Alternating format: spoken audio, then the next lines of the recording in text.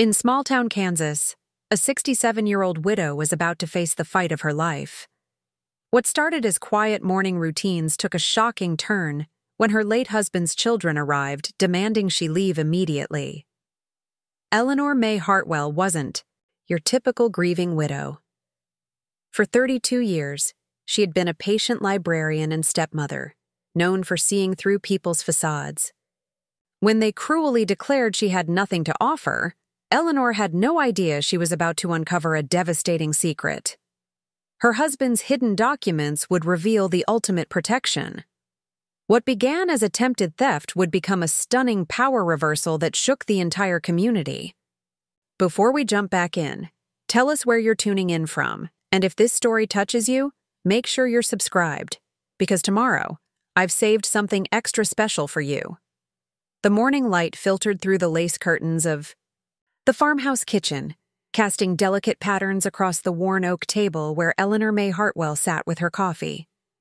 At 67, Ellie had learned to appreciate these quiet moments, the steam rising from her cup, the familiar creak of the house settling around her, the distant sound of meadowlarks calling from Robert's wheat fields. 3 weeks had passed since the funeral, and the silence still felt foreign in a house that had known 32 years of shared mornings. She traced her finger along the rim of her coffee cup, the same blue ceramic set she'd chosen when she first moved in as Robert's bride. Back then, Marcus had been 11 and Rebecca 8, two children who'd watched her arrange these dishes with the wary eyes of cubs protecting their territory. She'd tried so hard to win them over, baking cookies, learning their favorite meals, never quite understanding why her efforts felt like intrusions rather than gestures of love. The grandfather clock in the hallway chimed 7:30. Time for the garden. Ellie pulled on Robert's old work boots, still too big for her feet, but she couldn't bear to give them away yet, and stepped out onto the back porch. The vegetable garden sprawled before her, a testament to their partnership. Robert had built the raised beds with his carpenter's precision, while she'd coaxed life from the Kansas soil with the patience she'd learned from decades of tending library books and reluctant readers. The tomatoes were coming in beautifully this year. She'd have to start canning soon, though the thought of preserving food for one person instead of two left a hollow ache in her chest. Still, muscle memory guided her hands as she checked the plants, pulling weeds and adjusting stakes. This ritual had sustained her through Robert's long illness, through the nights when his cough kept them both awake, through the gradual understanding that their time was measured in months rather than years. "Morning, Ellie." She turned to find Tommy Castellanos approaching from the gravel drive, his contractor's truck parked behind the old oak tree. At 34, Tommy possessed the kind of quiet strength that reminded her of Robert in his younger days. Broad shoulders earned through honest work, hands that could fix anything, and eyes that seemed to see straight through to a person's heart. "Tommy." Her voice carried genuine warmth.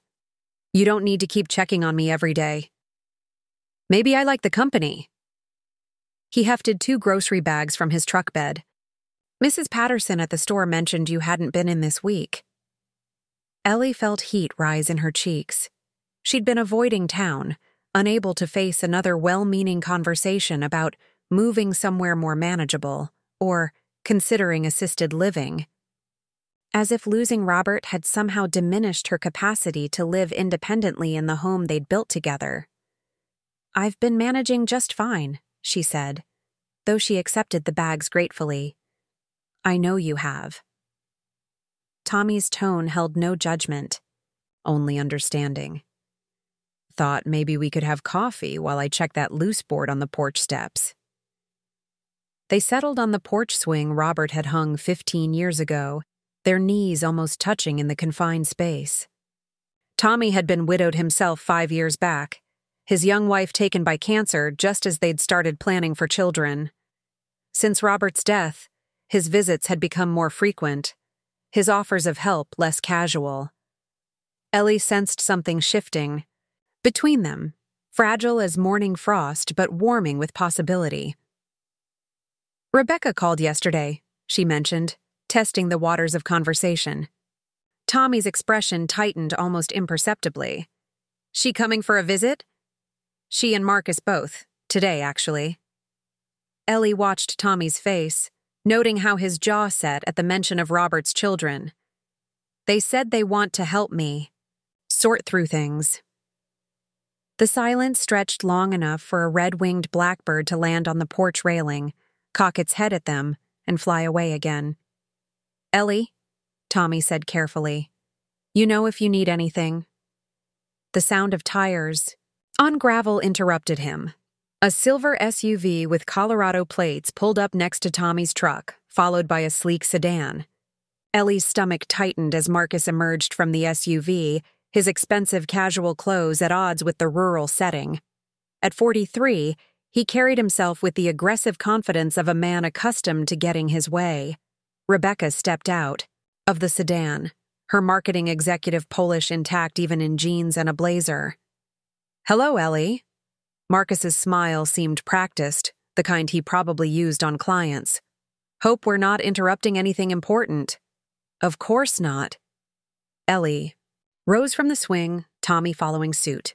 You remember Tommy Castellanos. He's been helping me with maintenance around the place. Marcus barely glanced at Tommy, but Rebecca offered a polite nod. That's kind of you, Mr. Castellanos. Just being neighborly, Tommy replied, his tone neutral but his posture alert. Marcus was already surveying the property with calculating eyes. Place is looking good, considering. Dad always did take care of his investments. The casual dismissal in his voice, as if their home were merely property, as if Robert's love for this land were reducible to financial terms, made Ellie's chest tighten. She watched Marcus pull boxes from his SUV while Rebecca retrieved a leather folder from her car. We brought some things to help organize Dad's papers, Rebecca explained, though her eyes didn't quite meet Ellie's. Legal documents, financial records, that sort of thing. I appreciate the offer, Ellie said slowly, but I've been managing Robert's affairs just fine. Marcus paused in his unloading. Ellie, let's be practical here. Dad's estate is,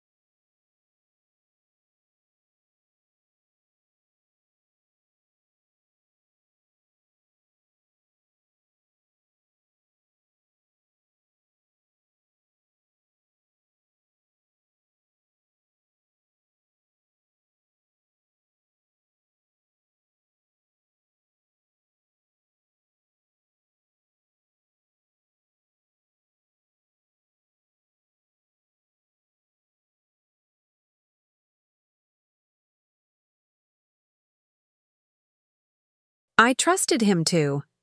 She trailed off, realizing how naive that sounded, how vulnerable it made her appear. Ellie. Tommy set down his hammer and straightened to his full height. You don't have to decide anything today. You don't have to decide anything at all until you've had time to think, maybe talk to a lawyer. From inside the house came the sound of boxes being moved, papers shuffling, the casual efficiency of people who had already made their decisions. They want me gone by the end of the month, she said, the words tasting bitter. Tommy's hands clenched into fists, then deliberately relaxed. What do you want? The simple question caught her off guard. When was the last time someone had asked her what she wanted, rather than telling her what was best for her? I want Robert back, she said, then immediately felt foolish for the admission. But he's not coming back, Tommy said gently. So what? Do you want now? Ellie looked at the house where she'd been happy, where she'd nursed her husband through his final illness, where she'd imagined growing old, surrounded by the memories they'd created together.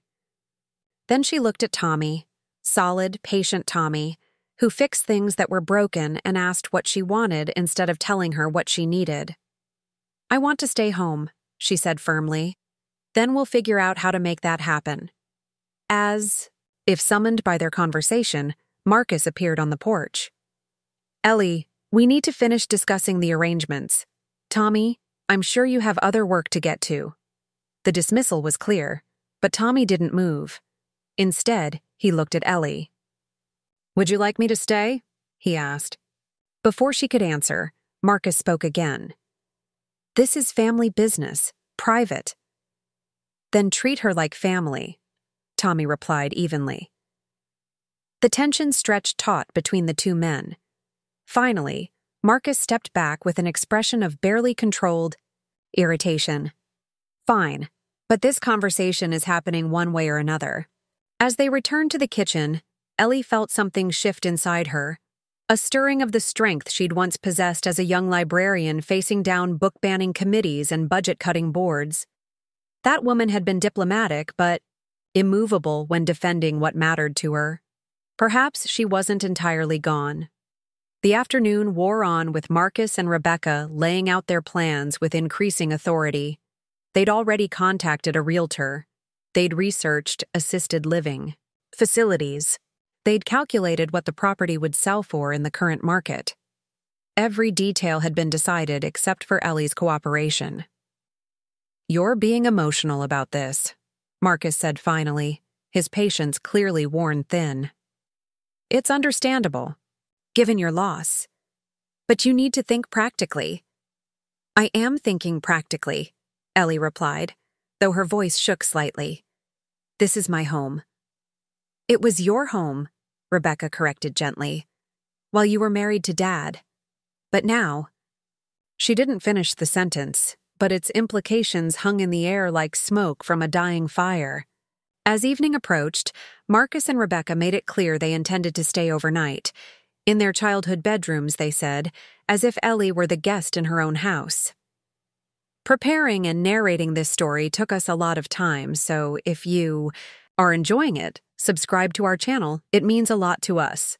Now back to the story. They carried their boxes upstairs with proprietary ease, leaving Ellie alone in the kitchen with the scattered remains of documents and the growing certainty that her life as she'd known it was ending. Tommy had left before dinner, but not before squeezing her hand and reminding her that she didn't have to face this alone. The gesture was small, but it anchored her when everything else felt like it was shifting beneath her feet. Now, as she climbed the stairs to her bedroom, she could hear Marcus and Rebecca talking in low voices in Marcus's old room.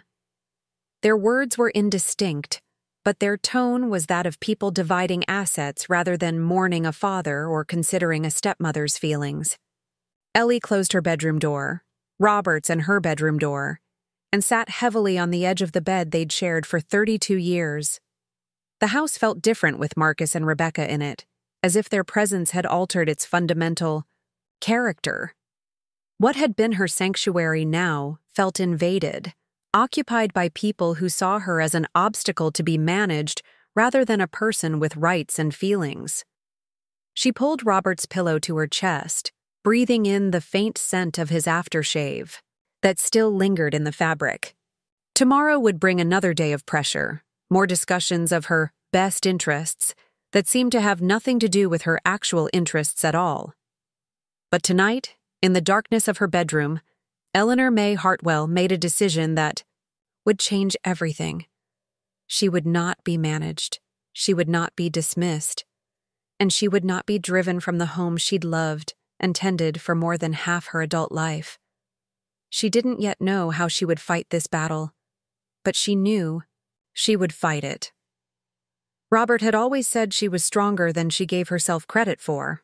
Perhaps it was time to find out if he was right. Outside her window, the Kansas wind whispered through the wheat fields, carrying with it the promise of storms to come. Marcus's hand slammed against the kitchen table with enough force to make the coffee cups jump. 6:30 in the morning, and already the war had begun. Ellie startled awake upstairs, the aggressive noise cutting through dreams of Robert's gentle voice. She pulled on her robe and descended the stairs with careful dignity, refusing to be hurried in her own home. "Told you this would be harder than it needed to be," Marcus was saying to Rebecca, who sat hunched over untouched coffee. "She's going to fight us every step of the way." "Maybe we should reconsider," Rebecca began, but Marcus cut her off. "Reconsider what?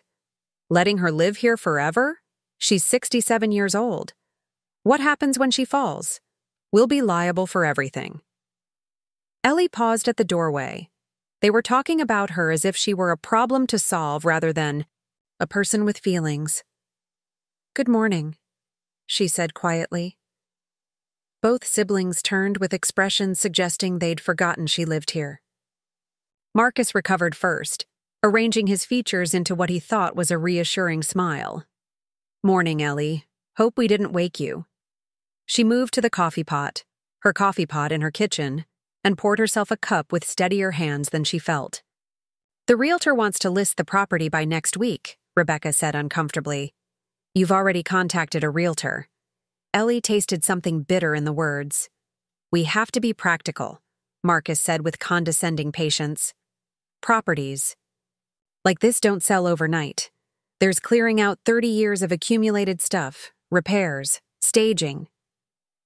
32 years, Ellie corrected quietly. Marcus's jaw tightened. He didn't like being challenged, especially by people he considered beneath notice. "Right. Which is exactly why this is such a big job. You've accumulated a lot of things." The way he said things made clear he meant her entire life. Memories, her place in this house and family, all reduced to inconvenient clutter. "I don't want to leave," Ellie said more forcefully than intended. Marcus set down his cup hard enough to shake the table. "Let's be realistic. You're alone in a house too big for you, miles from town. What if you have a medical emergency? I have neighbors, friends." "You have Tommy Castellanos," Marcus said with barely concealed disdain. "A handyman who probably sees dollar signs every time he looks at this place." The casual cruelty hit like a slap. Tommy, who had been nothing but kind. Tommy, whose presence had been her only bright spot since Robert's death. "Tommy is a good man," she said, voice tight with controlled anger. "I'm sure he is, but good men can't solve the fundamental problem." Marcus leaned forward with a salesman's intensity. "You're 67, widowed, living alone in the middle of nowhere. That's not sustainable." "I've been managing fine." "For 3 weeks," Rebecca interjected gently. "The real challenges haven't started yet." Marcus seized his sister's support. "Winter's coming. Are you going to shovel snow, split firewood, handle major repairs? Do you have any idea what this place costs to maintain?" The questions came, like blows, highlighting her vulnerability, her dependence. Ellie felt herself shrinking under the assault. "Robert took care of maintenance," she admitted quietly. "Exactly." Marcus's voice carried satisfaction. "Dad handled everything financial. You've never worried about property taxes, insurance, utilities.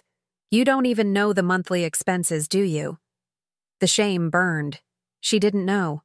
Robert had managed their finances with quiet competence, and she'd been content to let him. "We're not trying to be cruel," Rebecca said hollowly. "We're being practical. The inheritance provides security for our families. Marcus has kids starting college. We can't afford to let this property be mismanaged." "Mismanaged," Ellie repeated. "What if I could prove I can handle it?" she asked quietly. Marcus and Rebecca exchanged a look, the kind shared by adults discussing a child's impossible request. "Ellie," Marcus said condescendingly, "you've never worked outside that part-time library job." "I worked full-time for 15 years, she corrected. "Fine, but you retired 8 years ago. You've been living on Dad's income, depending on his support. You don't have savings, investments, a real pension." His voice hardened with each word. "Face facts, Ellie. You have nothing to offer." The words hit like a physical blow. Nothing to offer. 32 years of marriage, caring for his father, trying to love his resistant children, all reduced to nothing. "You never contributed anything to this family," Marcus continued, his politeness cracking. "You married a widower with 2 kids and a successful farm, moved into his house, inherited his relationships, lived off his money. Now you want to continue that even though he's gone?" Rebecca looked uncomfortable but said nothing. Her silence felt like complicity. Ellie set down her cup with careful precision, hands trembling. "I see. The $5,000 we mentioned, that's fair compensation. But we need you reasonable about timeline. End of next month gives you 6 weeks. 6 weeks? To pack up 32 years, find somewhere else to live, except that she'd never truly been family. "I need some air," Ellie said, rising unsteadily. Outside, she sank onto the porch steps as Tommy's truck turned into the drive. He took one look at her face and his expression darkened. "What happened?" Marcus appeared behind her. "We were discussing family business. Nothing that concerns you." "Were you?" Tommy's voice was flat, dangerous. "She needs to find somewhere else to live. This property's being sold." Marcus spoke as if explaining something obvious to someone slow. "Did Robert know you planned to throw his wife out the minute he was in the ground?" Tommy asked quietly. "This isn't her home," Marcus snapped. "It's the family home." "You mean the family you've visited 6 times in 5 years? The family you couldn't help when your father was dying?" Marcus flushed red. "You don't know anything. I know he spent his last years disappointed in his children, worried about what would happen to Ellie. He'd be ashamed of this." "You need to leave. Private property." "It's Ellie's property too," Tommy replied calmly. "And she hasn't asked me to leave." Ellie looked between them. Marcus with his expensive anger, Tommy with his quiet strength, both waiting for her to choose. "Tommy," she said quietly, "would you drive me to town? I need to make some calls." As they reached his truck, Tommy spoke gently. "Ignorance isn't stupidity, Ellie, and dependence isn't helplessness." At the courthouse parking lot, he turned to her. "The question isn't whether you're capable. It's whether you want to fight for what's yours. What if Marcus is right about everything?" Tommy was quiet, then said with absolute certainty, "Then Robert was a fool to love you the way he did, and I'm a fool for feeling the same way." The admission hung between them, honest and unexpected. Ellie felt something shifting inside. The woman who had been dismissed as having nothing to offer was remembering who she'd been before. Eleanor Mae Thompson, head librarian, community organizer, woman who never backed down when stakes mattered. "All right," she said quietly. "Let's make those calls." As they climbed the courthouse steps together, Eleanor Mae Hartwell began discovering just how much power she actually possessed. The courthouse steps felt solid beneath Ellie's feet as she and Tommy climbed toward the heavy oak doors. Inside, the familiar scent of old paper and floor wax reminded her of the library where she'd once felt confident and capable. That woman seemed very far away now, but perhaps not entirely lost. "County clerk's office is on the second floor," Tommy said quietly. "They'll have property records, tax information." Ellie nodded, though her mind was already racing ahead to what she might find. Or more frighteningly, what she might not find. What if Marcus was right? What if Robert had simply assumed his children would care for her out of decency? The thought made her stomach clench. The clerk, a middle-aged woman with kind eyes, listened patiently as Ellie explained what she needed. "Property ownership records are public information, hun. Let me pull up what we have on the Hartwell farm." As the clerk typed, Ellie found herself holding her breath. 32 years of marriage, and she was about to discover whether she had any legal claim to the only home she'd known as an adult. "Here we are," the clerk said, then paused, her eyebrows rising slightly. "That's interesting." "What?" Ellie leaned forward, Tommy's steadying hand on her shoulder. "Well, the property was originally deeded to Robert Hartwell in 1987, but there was a transfer in 2004. The current legal owner is—" She squinted at the screen. "Eleanor Mae Hartwell. That's you, isn't it?" The words hit Ellie like lightning. "I'm sorry, what?" "You own the property, ma'am. Has for 15 years, according to this. Your husband transferred the deed to you in March 2004. Tommy's hand tightened on her shoulder. "Are you certain?" "Absolutely. Joint ownership was dissolved and full ownership transferred to Mrs. Hartwell.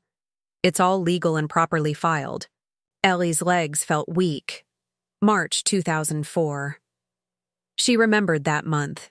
It was when Marcus had gotten divorced and made those bitter comments about prenups and protecting assets.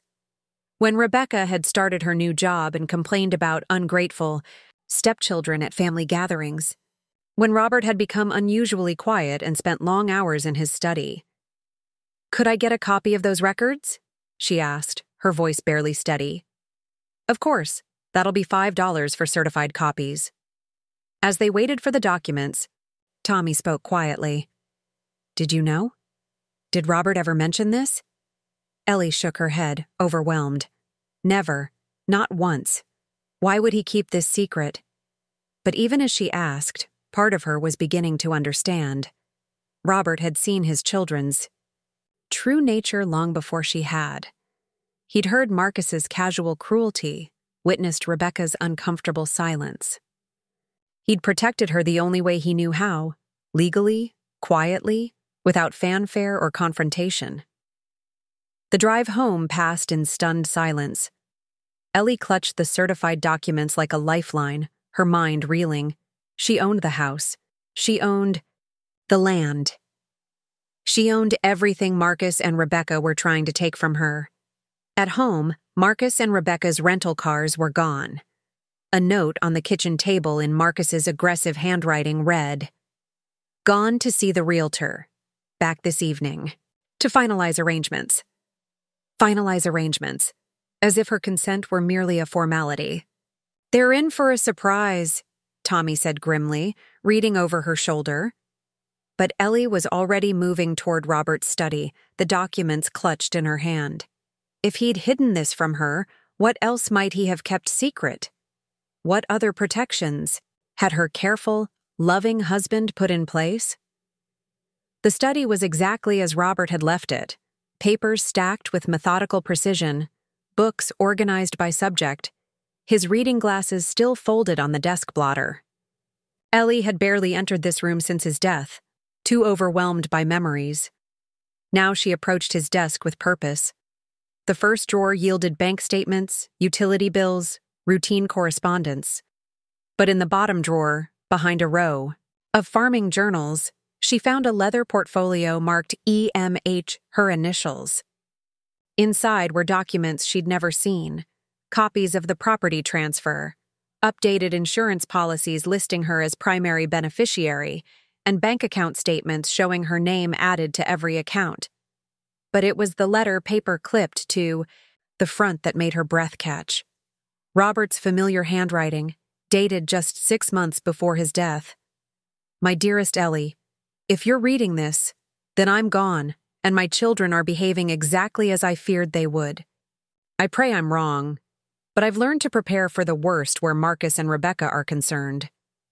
15 years ago, I saw how they talked about you when they thought I wasn't listening. I heard Marcus tell his divorce lawyer that second wives are just expensive housekeepers with benefits. And I watched Rebecca nod along when her friends made cruel jokes about older men and their gold-digging wives. That night, I transferred everything to your name. The house, the land, the mineral rights. It's all yours, legally and completely. I never told you, because I didn't want you to feel the burden of that knowledge, or to worry about their reactions. You have been the light of my life for 32 years. You made this house a home, made me a better man, and showed my children what real love looked like, even when they refused to see it.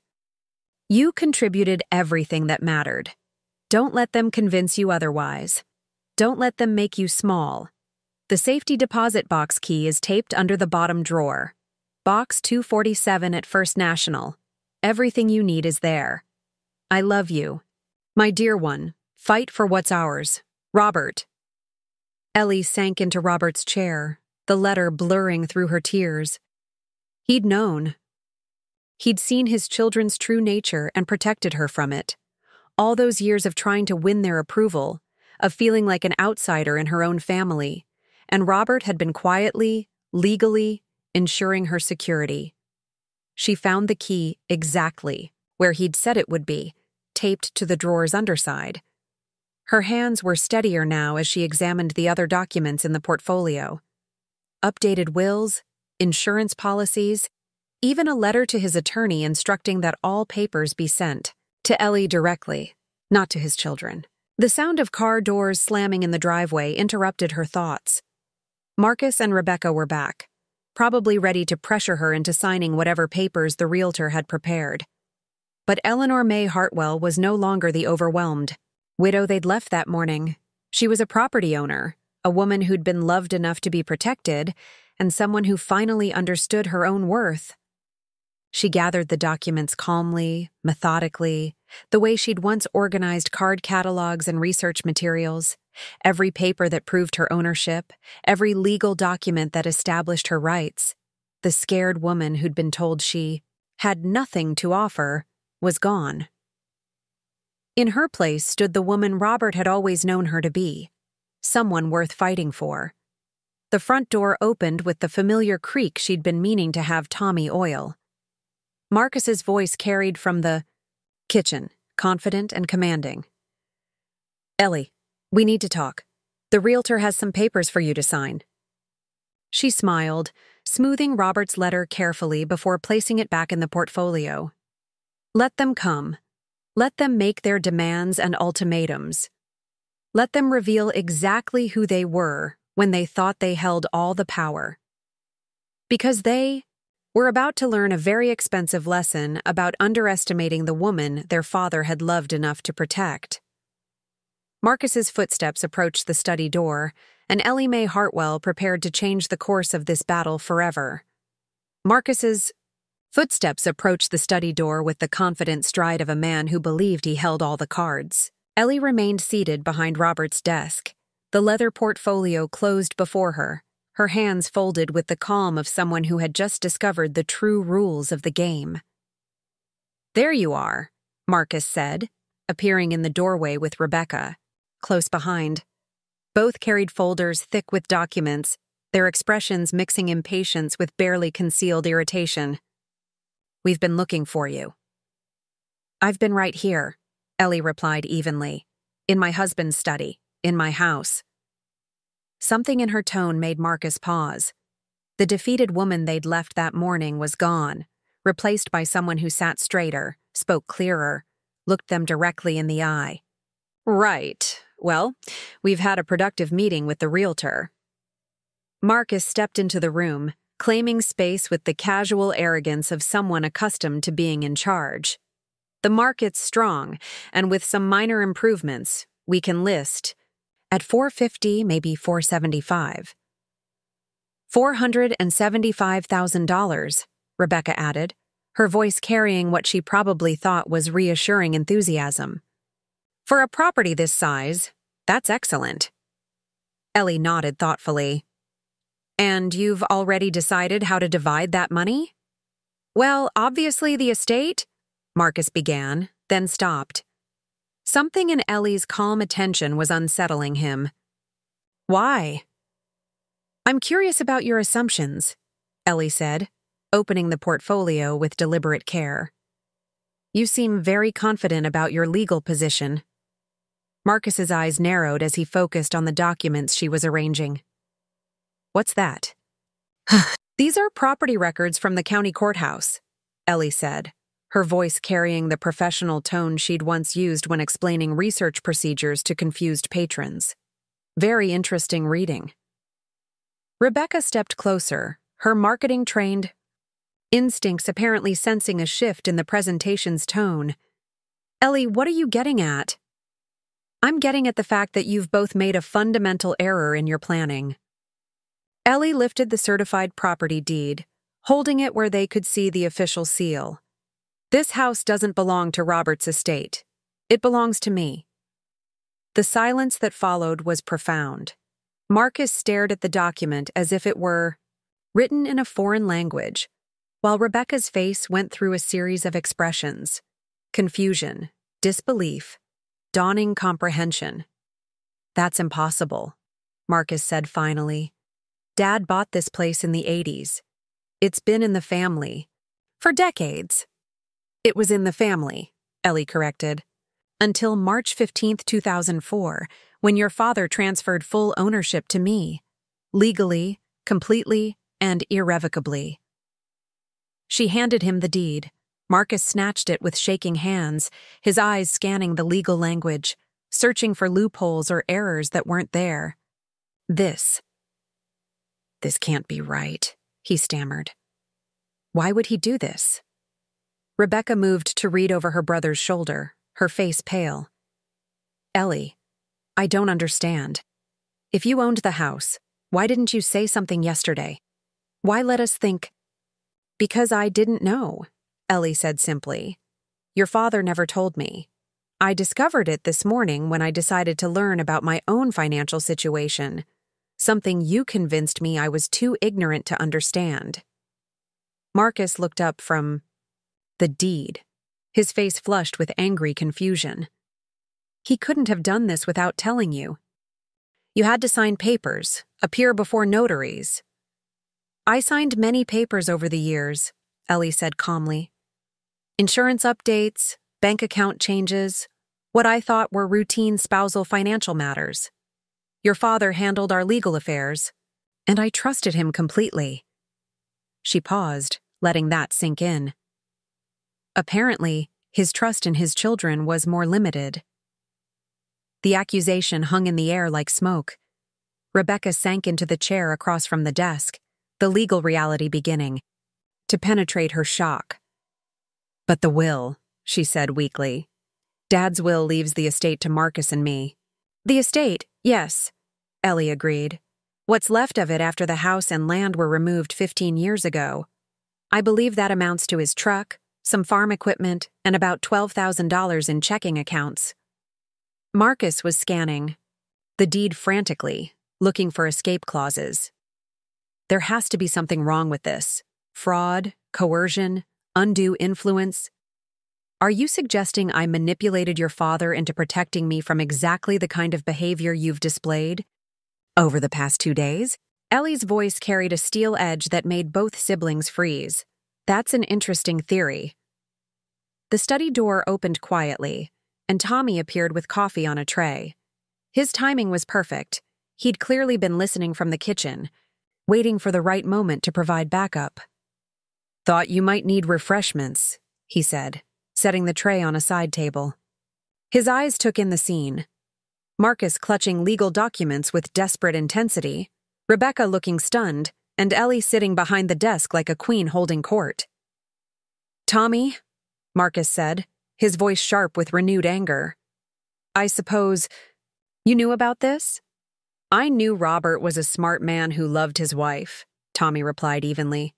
"I knew he worried about what would happen to her after he was gone, and I knew his instincts about people were usually right." "This is conspiracy," Marcus snarled. "You two planned this, didn't you? Got your hooks into a dying old man." "Stop." The word cracked like a whip. Ellie rose from her chair, and for the first time in this confrontation, she looked genuinely angry. "You will not disparage your father's memory in his own study. You will not accuse me of manipulating a man who had more integrity in his little finger than you've shown in your entire adult life." Marcus took a step back, apparently shocked by the transformation of the meek woman he'd been bullying. "Your father protected me," Ellie continued, her voice rising with each word, "because he knew exactly who you were. He heard Marcus tell his divorce lawyer that second wives were expensive housekeepers with benefits. He watched Rebecca nod along when her friends made jokes about gold-digging older women. He saw his children's true character, and he acted accordingly." Rebecca's face crumpled. "He heard that?" "He heard everything," Ellie said, her anger giving way to something sadder but more powerful. "And he was heartbroken by it. But he was also practical. He made sure I would be protected from the exact cruelty you've shown me these past 2 days." Marcus was reading the deed again, his face growing redder. "This isn't over. We'll contest this. Get lawyers. Prove he wasn't competent." "With what evidence?" Tommy asked quietly. "Robert ran this farm successfully until the day he died. He managed complex financial affairs, maintained business relationships, made sound decisions right up to the end. Good luck proving incompetence.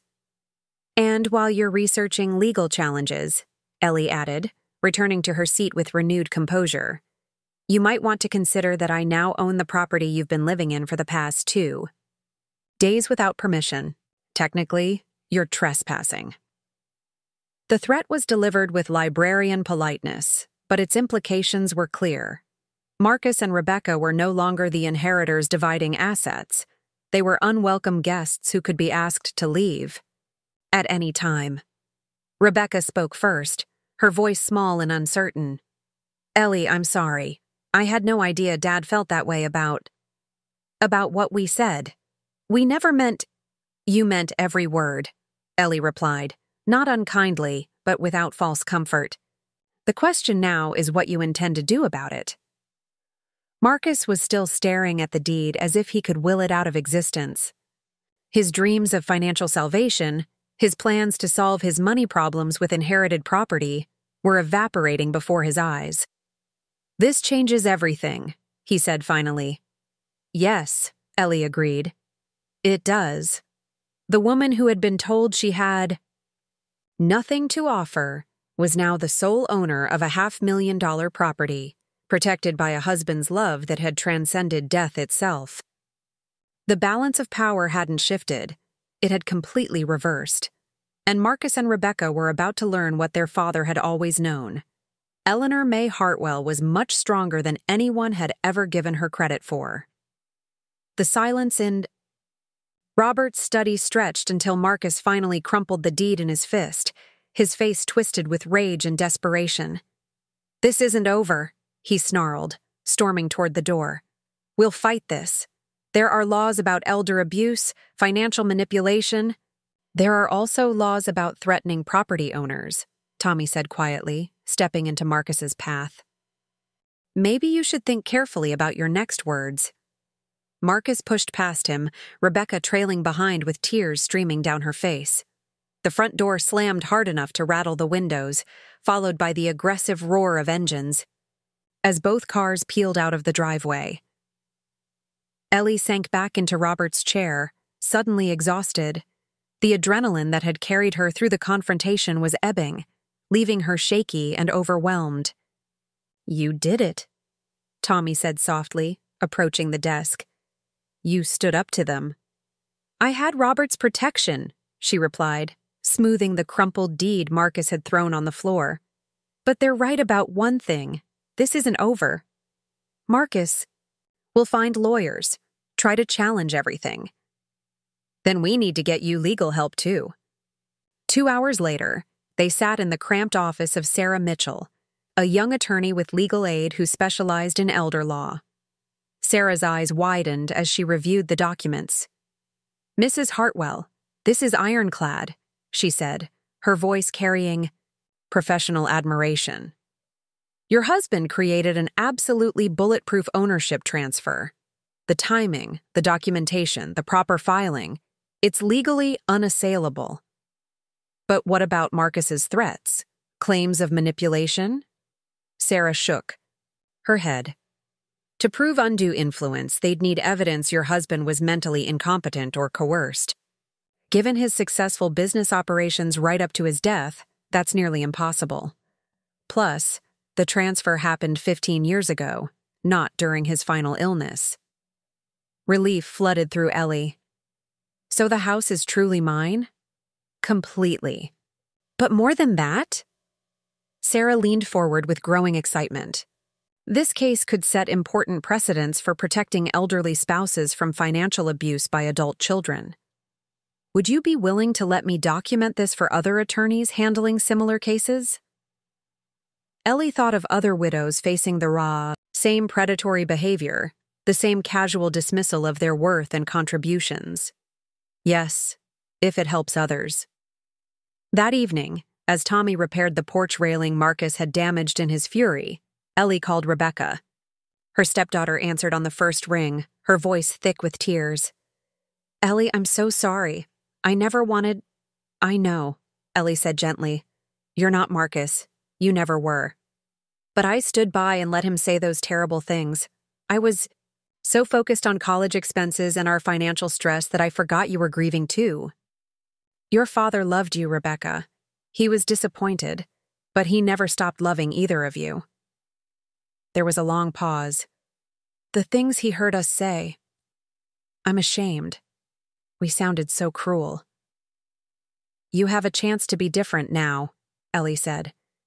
The question is whether you'll take it. After she hung up, Tommy joined her on the porch swing. The Kansas sunset painted the wheat fields gold, and for the first time since Robert's death, Ellie felt truly at peace. What happens now? Tommy asked. Now I learn to live as Eleanor Mae Hartwell, property owner, she said with a small smile. I suspect Robert knew I'd need to rediscover that strength. He was a smart man. He was, and he taught me something important. Sometimes love means protecting someone by letting others underestimate them. She looked at Tommy, seeing the quiet devotion in his eyes. I think I'm done being underestimated. Tommy's hand found hers on the swing. Good, because I've been waiting for this version of you to come back. As night fell over the farmhouse, that was truly hers. Ellie Mae Hartwell began planning not just her legal defense, but her new life. The woman who had been dismissed as having nothing to offer was about to show the world exactly how much she was worth. 3 days later, Sarah Mitchell called with news that made Ellie's stomach drop. Marcus has hired Pemberton and Associates from Kansas City.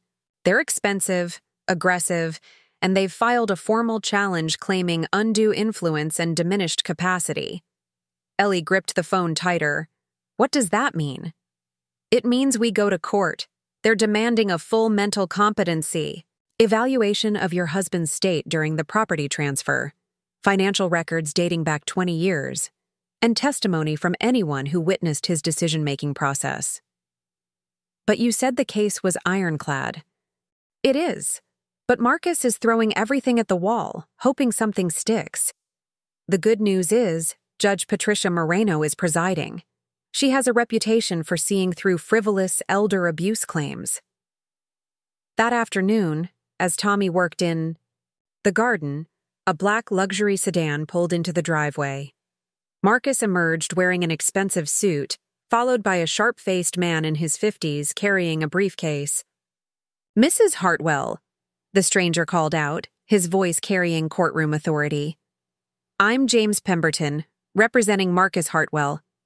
We need to discuss the fraudulent property transfer you obtained from our client's father." Ellie stepped onto the porch, Tommy immediately moving to her side. "There was no fraud, Mr. Pemberton. That remains to be determined. We have evidence suggesting Robert Hartwell was experiencing cognitive decline during the period in question. Witnesses who observed erratic behavior, financial decisions that lacked his usual sound judgment." Marcus stood behind his lawyer with renewed confidence, apparently believing expensive legal representation had restored his advantage. "What witnesses?" Tommy asked sharply. Pemberton consulted his notes. Dr. Harrison treated Mr. Hartwell for depression and anxiety. The bank manager noted unusual account activity. Several neighbors observed concerning behavior patterns. Ellie felt her confidence waver. Robert had been treated for depression after his diagnosis. She'd driven him to appointments herself. Had his illness affected his judgment more than she'd realized? "Furthermore," Pemberton continued, "our client is prepared to offer a generous settlement. $100,000 for Mrs. Hartwell to vacate the property voluntarily, avoiding the expense and embarrassment of prolonged litigation." Marcus stepped forward, his expression mixing condescension with false sympathy. "Ellie, be reasonable. You can't fight this kind of legal challenge. Take the money and find a nice retirement home. Save us all the trouble." The casual dismissal, in his voice, as if her entire life could be bought and discarded for his convenience, ignited something fierce in Ellie's chest. "No," she said firmly. "I'm sorry?" Pemberton looked genuinely surprised. "I said no. This is my home. I'm not leaving." Marcus's face flushed. "Ellie, don't be stupid. 100,000 is more than generous for someone in your position." "Someone in my position?" Ellie stepped forward, her voice carrying the authority she'd once wielded as head librarian. "You mean a property owner defending her legal rights?" Pemberton exchanged a glance with Marcus. "Mrs. Hartwell, litigation is expensive and emotionally draining. At your age—" "At my age, I've learned to recognize bullies," Ellie interrupted. "And I've learned not to back down from them." "This isn't bullying," Marcus snapped. "This is protecting Dad's estate from fraud. Your father's estate consists of a $12,000 checking account and some farm equipment," Tommy said quietly. "Everything else belongs to Ellie. According to documents obtained through manipulation, according to legal documents filed 15 years ago by a competent adult who loved his wife more than he trusted his children," Ellie cut him off. "The same man who successfully ran a business, managed complex financial affairs, and made sound decisions right up until his death." Pemberton's expression hardened. "We have medical records suggesting otherwise." "Then present them in court," Ellie replied calmly, "along with your witnesses and your theories. But I won't be intimidated into abandoning what's rightfully mine." Marcus stepped closer, his face ugly with frustration. "You think you're so smart now, don't you? Think you've won something? When we're done with you in court, you'll wish you'd taken our offer." "Are you threatening me?" Ellie asked, her voice deadly quiet. "I'm promising you," Marcus snarled. Tommy moved between them, his presence suddenly menacing despite his calm demeanor. "I think you should leave now." "This is still family business." "No," Ellie said firmly. "This stopped being family business the moment you hired lawyers to steal my home. Now it's legal business, and you're trespassing." Pemberton tugged at Marcus's sleeve. "We should go. We've made our position clear." As they walked toward their car, Marcus turned back one last time. "You'll regret this, Ellie. When you're living in some run-down apartment on Social Security, remember that you chose this fight." After they drove away, Ellie sank onto the porch swing, her hands trembling slightly. The bravado that had carried her through the confrontation was fading, leaving her aware of the magnitude of what she was facing. "You did good," Tommy said, quietly, sitting beside her. "Did I? They have expensive lawyers, medical records, witnesses. What if they're right about Robert's mental state? What does your heart tell you?" Ellie thought about Robert's careful planning, his detailed letter, his strategic protection of her interests, that he was the smartest, most loving man I ever knew, and that he saw this coming from miles away. Tommy nodded. "Then we fight, and we win." As evening settled over the farmhouse, Eleanor Mae Hartwell prepared for the battle of her life, knowing that everything she'd ever called home hung in the balance. The courthouse buzzed with anticipation on the morning of the hearing. Sarah Mitchell had warned Ellie that Pemberton would try to make her appear incompetent, confused, or manipulative, whatever narrative served Marcus's case. But as Ellie walked up those familiar stone steps with Tommy beside her, she felt the quiet strength that had sustained her through 32 years of marriage. Judge Patricia Moreno's courtroom was smaller than Ellie had expected, paneled in dark wood that reminded her of Robert's study. The judge herself was a composed woman with silver-streaked hair and eyes that missed nothing, exactly the kind of person Ellie had learned to respect during her library career. Marcus sat at the plaintiff's table with Pemberton, his expensive suit doing little to mask the desperation that had driven him to this courtroom. His future, the financial salvation he'd counted on, hung in the balance of what happened here today. Pemberton opened with theatrical flair. "Your Honor, we're here to correct a grave injustice perpetrated against a vulnerable elderly man by someone who took advantage of his declining mental state. He painted Robert as a victim of Ellie's manipulation, a man whose depression and anxiety had clouded his judgment, making him susceptible to influence from a calculating second wife who had been planning her financial security all along. The defendant isolated Mr. Hartwell from his children," Pemberton continued, "creating an environment where she could control his decisions, including the fraudulent transfer of valuable property that rightfully belonged to his heirs." Ellie listened to this character assassination with growing anger. They were describing a Robert she'd never known, weak, confused, easily manipulated. The real Robert had been sharp as a tack right up until his final days, making business decisions and managing farm operations with the same competence he'd always shown. When Sarah rose for the defense, her voice carried the passion of someone who'd seen too many elderly people bullied by their own families. "Your Honor, the plaintiff would have you believe that a successful businessman who managed complex agricultural operations, maintained extensive business relationships, and made sound financial decisions for over 40 years, suddenly became incompetent only when making provisions for his wife's security."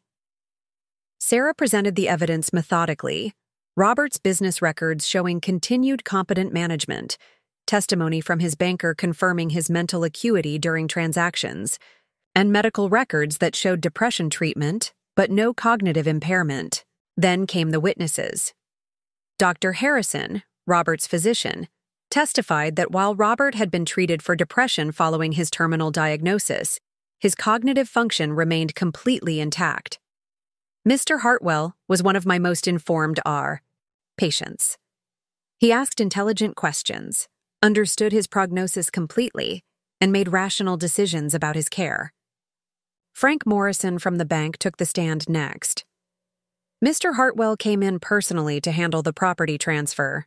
He explained his reasoning clearly, understood all the implications, and completed the paperwork with full awareness of what he was doing. I saw no signs of confusion or coercion. But it was Tommy's testimony that proved most damaging to Marcus's case. "Robert talked to me extensively about his children's attitudes toward Ellie," Tommy said, his voice calm but firm. "He was heartbroken by things he'd overheard. Marcus calling Ellie an expensive housekeeper, and Rebecca agreeing when her friends made cruel jokes about older wives. He said he had to protect her because he couldn't count on his children to do the right thing." Marcus's face flushed as his own words came back to haunt him. The courtroom was silent, except for the scratch of the court reporter's pen. Pemberton tried to recover on cross-examination. "Mr. Castellanos, isn't it true that you have romantic feelings for Mrs. Hartwell? That you stand to benefit financially from this property transfer?" Tommy met his gaze steadily. "My feelings for Ellie have nothing to do with property or money. I loved her when I thought she was penniless, and I love her now that I know she isn't." When Ellie took the stand, Pemberton attacked aggressively, trying to paint her as a scheming gold digger who had manipulated a vulnerable widower. "Mrs. Hartwell, you were aware that your husband was significantly wealthier than you when you married him, correct?" "I was aware that he was a successful farmer, yes." "And you were a small-town librarian with limited financial resources?" "I was a professional woman who supported herself independently before marriage." "But you immediately moved into his house, began benefiting from his wealth, and never contributed financially to the household, correct?" Ellie felt the familiar sting of being dismissed, but this time she was ready for it. "Mr. Pemberton, I contributed 32 years of partnership, support, and love. I maintained our home, supported his business relationships, cared for him through his illness, and tried to love his children despite their resistance. If you can put a dollar value on that, I'd be interested to hear it." The courtroom murmured approval, and Judge Moreno's expression suggested she was less than impressed with Pemberton's tactics. Sarah's redirect was surgical. "Mrs. Hartwell, did you know about the property transfer before this week?" "No. I was completely unaware." "Did you ask your husband to transfer the property?" "Never. I didn't even know it was possible." "If you had known, would you have asked him not to do it, to avoid exactly this kind of family conflict?" Ellie considered the question carefully. "Knowing what I know now about his children's true feelings, I understand why he felt it was necessary. But yes, I would have tried to find another way. Robert hated family conflict." Judge Moreno called. A brief recess, and as the courtroom emptied, Rebecca approached Ellie hesitantly. "I'm sorry," she said quietly, "about all of this, about what we said, how we acted. I've been thinking about Dad's letter, about what he must have felt hearing us talk that way about you." Ellie studied her stepdaughter's face, seeing genuine remorse there. "What are you going to do about it?" "I don't know yet. But I know I can't keep supporting Marcus in this.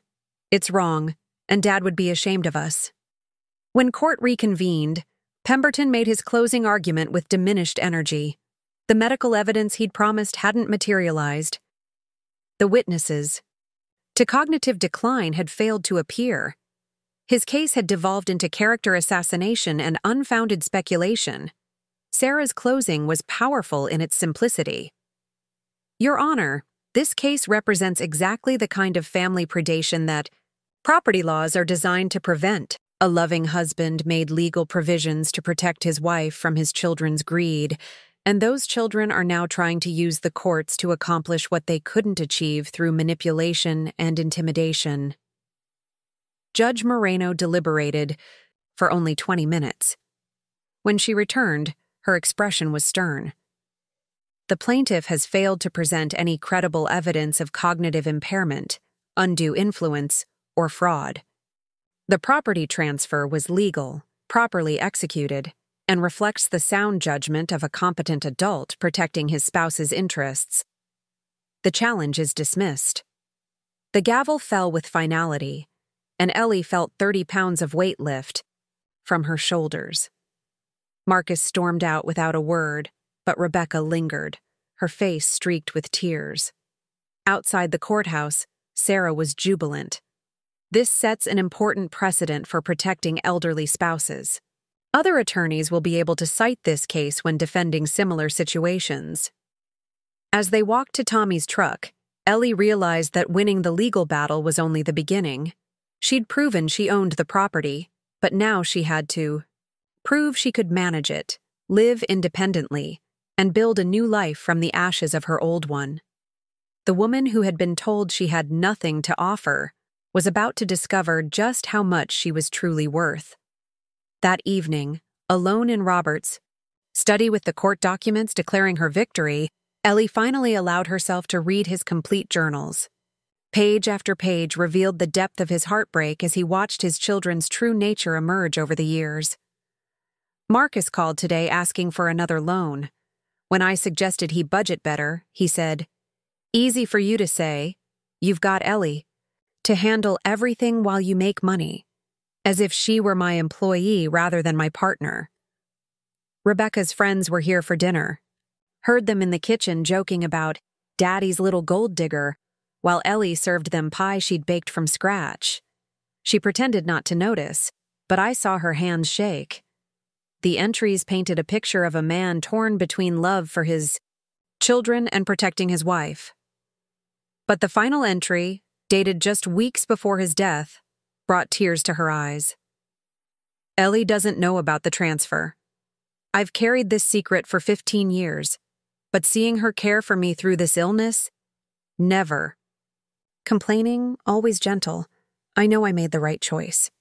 She deserves to feel secure in the home where she's been so happy. If my children can't see her worth, that's their failure, not hers. A soft knock interrupted her reading. Rebecca stood in the doorway, her face drawn with exhaustion and shame. "I came to apologize properly," she said, "and to tell you I'm not contesting Dad's will or supporting Marcus anymore." Ellie set down the journal. "What changed your mind?" "Watching you in that courtroom, seeing your dignity while we dragged you through hell." Rebecca's voice broke. "Dad loved you enough to protect you from us. That says everything about who we became." "You can still change who you are," Ellie said gently. Rebecca nodded, wiping her eyes. "I'd like to try, if you'll let me." Later, as Tommy helped her close up the study, Ellie felt a profound sense of completion. Robert's wisdom had transcended death. His love had protected her when she couldn't protect herself, and his faith in her strength had proven justified. "He knew this day would come," she said, touching the letter that started it all. "He knew you'd be ready for it," Tommy replied, taking her hand. Under the Kansas stars, Eleanor Mae Hartwell finally understood the full measure of love and her own immeasurable worth. 6 months after the court victory, Ellie stood in her kitchen, truly her kitchen now, watching Tommy install new cabinet hardware she'd chosen herself. The morning light streaming through the windows seemed brighter somehow, as if the house itself had exhaled after holding its breath through months of uncertainty. "The Hendersons called," Tommy said, looking up from his work with a grin. "They want to book the farmhouse for their daughter's wedding reception next spring." Ellie smiled, stirring the batter for her famous cinnamon rolls.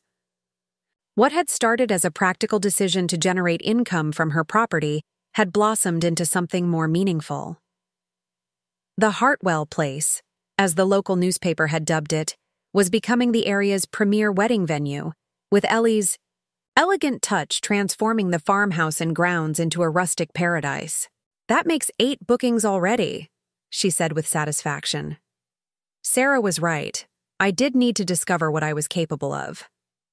The business had grown naturally from her first tentative steps toward independence. When the bank manager had suggested she might need additional income to maintain the property, Ellie had remembered all the community events she'd organized over the years, all the dinners she'd hosted, all the skills she'd dismissed as merely domestic. Now, those skills were generating substantial income while allowing her to share the beauty of the home she'd fought to keep. Rebecca appeared in the doorway, her teenage son Michael trailing behind with an armload of firewood. The reconciliation between Ellie and her stepdaughter had been gradual but genuine, built on Rebecca's determined effort to become the daughter Robert had hoped she could be. "Morning, Ellie," Rebecca said warmly. "Michael's excited to help with the autumn festival setup." "I get to operate the cider press," Michael announced proudly. At 16, he'd developed a close relationship with his step-grandmother, that his mother had never managed to achieve, drawn by Ellie's quiet wisdom and genuine interest in his thoughts and dreams. "That's a big responsibility," Ellie said seriously, making the boy beam with pride. "The whole festival depends on having the best cider in Kansas." As Rebecca and Michael headed outside to prepare for the weekend's harvest celebration, Ellie reflected on how profoundly her world had changed. The woman who'd been told she had nothing to offer was now running a successful business, mentoring her step-grandson, and finding joy in possibilities she'd never imagined. The sound of a familiar truck in the driveway made her heart skip. Even after all these months, Tommy's arrival still brought that flutter of anticipation, the warmth of being truly seen and valued. He entered through the back door with the easy familiarity of someone who belonged, carrying a bouquet of late-blooming sunflowers from the field where Robert had always planted them for her. "For the lady of the house," he said with mock formality, then grew serious. "Ellie, there's something I need to ask you."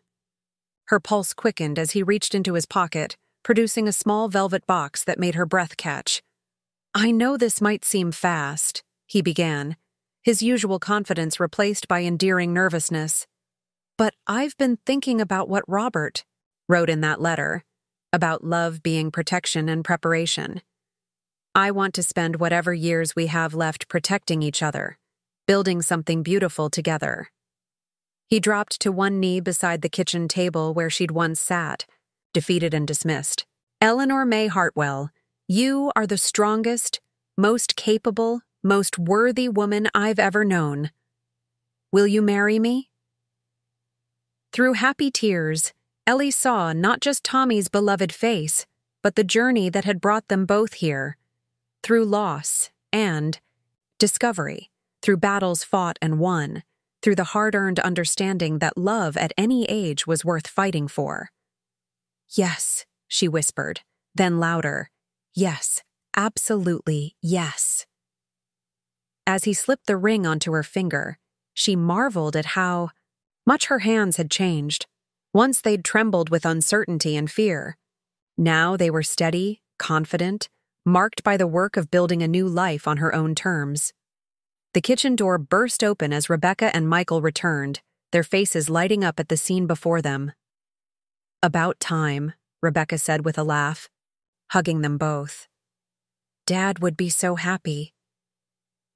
That afternoon, as word of the engagement spread through the community, Ellie's phone rang constantly with congratulations.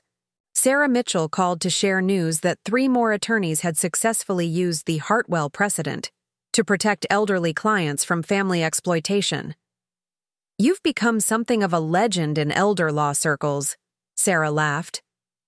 "The librarian who fought back and won."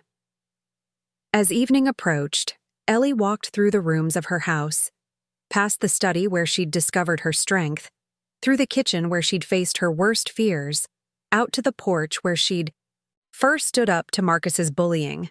Every space held memories of transformation, of a woman rediscovering her own worth. Tommy found her in the garden as sunset painted the Kansas sky in shades of gold and crimson. "Any regrets?" he asked, slipping his arms around her from behind. Ellie leaned back against his solid warmth, watching the sunflowers turn their faces toward the dying light just as Robert had taught them to do. "Only that it took me so long to remember who I was." "Robert knew," Tommy said quietly. "He was just waiting for you to figure it out."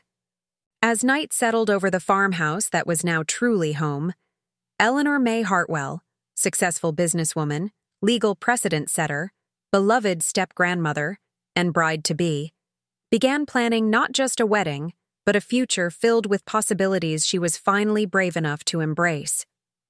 The woman who had once believed she had nothing to offer was about to discover that sometimes the best chapters of life begin when you stop letting others write your story. The October morning dawned crisp and golden, with Kansas sunshine flooding through the farmhouse windows as Ellie prepared for her wedding day. At 68, she felt more beautiful than she had in decades. Not because of the elegant cream dress Rebecca had helped her choose, but because of the confidence that radiated. From every pore. "Stand still," Rebecca laughed, adjusting Ellie's pearl necklace, the same pearls Robert had given her on their first anniversary. "I want to get this perfect." "You already have," Ellie said softly, meeting her stepdaughter's eyes in the mirror. The relationship they'd built over the past months had become one of the most precious gifts of this entire journey. "Dad would be so proud," Rebecca whispered, her voice thick with emotion. "Of you, of us, of how everything turned out." Michael appeared in the doorway, handsome in his first real suit.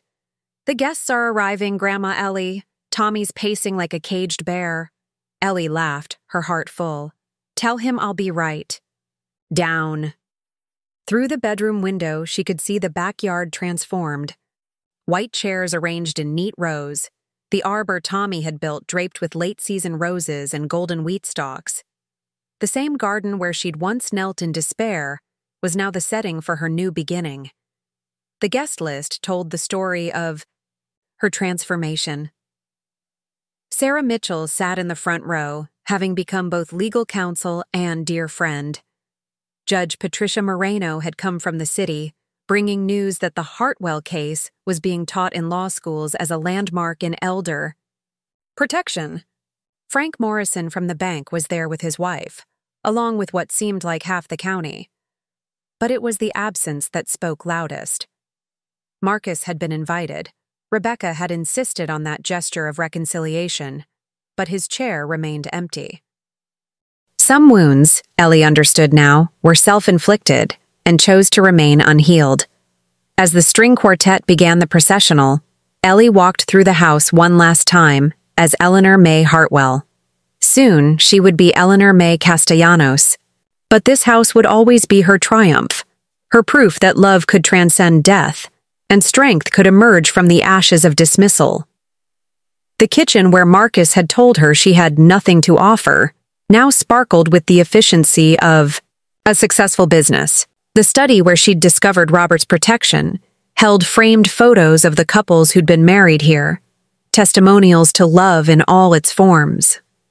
The living room where she'd once sat in stunned defeat now buzzed with the laughter of genuine family and chosen friends. Rebecca took her arm at the back door. "Ready?" "I've been ready for this my whole life," Ellie replied. "I just didn't know it." The walk down the petal-strewn aisle felt like a victory march. Every step took her further from the woman who had once believed she was worthless, closer to the woman who had learned to fight for what mattered. Tommy stood at the altar in his best suit, his eyes bright with unshed tears and unwavering love. But it was the moment she reached him that everything crystallized. As he took her hands, Ellie felt Robert's presence as clearly as if he were standing beside them, his approval radiating through the autumn air. The man who had protected her in death was blessing her new beginning in life. "Dearly beloved," the minister began, but Ellie barely heard the traditional words. Her attention was focused on Tommy's steady hands holding hers, on Rebecca's proud smile from the front row, on the sunflowers nodding their heavy heads in the gentle breeze. When it came time for vows, Tommy spoke first, his voice carrying across the assembled crowd. "Ellie, you taught me that real strength isn't about rescue or protection, it's about standing beside someone as they discover their own power. You are the strongest person I know, and I promise to spend every day proving worthy of your love." Ellie's vows came from the deepest part of her heart. "Tommy, you saw my worth when I had forgotten it myself. You believed in my strength when others saw only weakness. Today I promise not just to love you, but to continue growing into the woman you've always known I could be." The kiss that sealed their marriage was witnessed by applause that seemed to shake the very foundations of the farmhouse, the same house that had nearly been stolen from her, now celebrating her triumph. The reception flowed seamlessly into evening, with tables arranged throughout the garden and house. Sarah Mitchell raised a toast that brought tears to many eyes. To Eleanor Mae Castellanos, who proved that it's never too late to discover your own worth, and never too early to Fight for what's yours. But it was Rebecca's speech that captured the heart of the day. Standing with her wine glass raised, she looked directly at her stepmother with eyes bright with love and respect. 2 years ago, my brother and I made the worst mistake of our lives. We looked at this incredible woman and saw only what we thought she lacked, instead of recognizing everything she offered. We saw weakness where there was quiet strength, dependence where there was partnership, insignificance where there was immeasurable worth. Her voice grew stronger as she continued. Our father saw what we were too blind to recognize. That Eleanor Mae Hartwell was never just a librarian or just a second wife. She was the heart of our family, the strength that held everything together, and the love that made our house a home. Rebecca raised her glass higher. Dad protected you because he knew your value even when we couldn't see it.